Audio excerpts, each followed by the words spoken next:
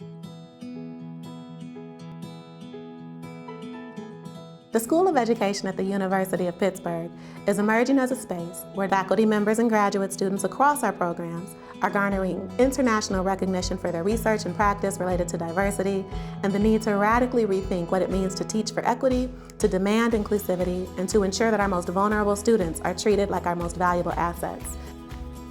My research explores how young Black people in urban communities draw on their history and social studies education as they think about themselves as citizens, and if the messages that we're giving them about history, about civics, about philosophy, actually support their agency in civic spaces. And it's exciting to work here at the University of Pittsburgh because I have colleagues throughout the school who are also interested in serving vulnerable students and thinking about ways that we might rethink schooling systems to make sure that these students are included and getting the most of what we have to offer as researchers and practitioners. My research focus is on youth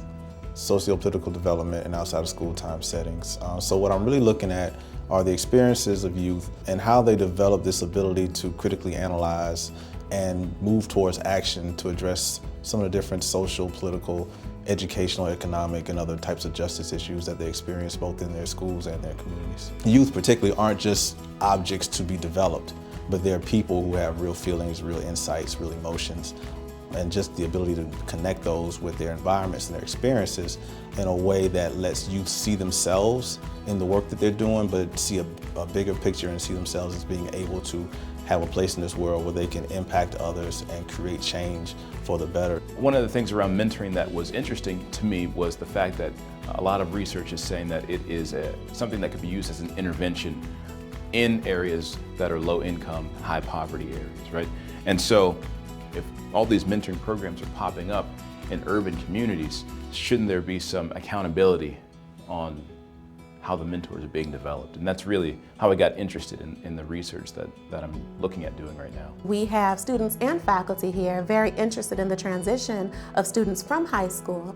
to these higher education spaces, with a particular emphasis on first-generation students and the structural constraints to their success and the ways in which they experience success and or failure in higher education settings. Well, one of the projects that we're working on is the Latino Male Leadership Project, and there are 4 different institutions in that particular research project. We have Hispanic Servant Institution, we have an emerging HSI, which is an institution that hasn't hit the federal designation yet, but that is very diverse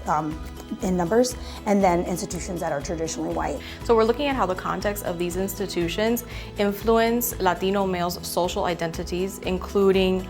their gender identity, sexual identity, racial identity, and leadership development. We've been talking a lot about curricular and co-curricular experiences and how those spaces allow them to explore their various identities, and in doing so it enhances their leadership and their identity as leaders.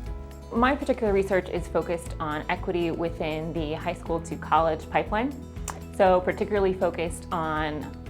access for students who are traditionally underrepresented in higher education, making sure that they can gain entry to higher education as well as be successful there. Part of my reason for looking at P16 policies is to kind of make sure and think about how can we implement policies that really do address these issues of inequality in a way that works within the system that we have. Diversity is a process. Every year, the intellectual landscape here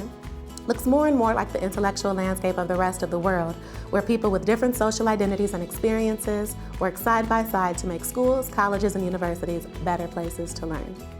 The support we get in writing, in research, and just exposing us to different scholars in the field who could help us with our work, different pieces of literature that we can build on. Most importantly, just being an ear that we can bounce ideas off of and get advice from. It's been tremendously helpful. One of the best things I've learned about the research process is that it's an opportunity to engage with my advisor and with my peers. There's diversity everywhere, and if we're not the ones talking about it,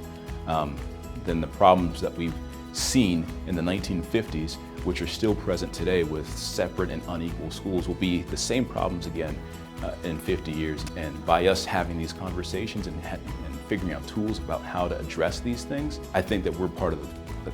people that are changing that conversation. I'm happy that we're producing graduates that are going to represent these themes, that are going to represent best practices, that are going to represent different ways of thinking and different ways of leading in schools. And as they graduate, they go out into the world and hopefully replicate this type of culture and these practices wherever it is that they might land.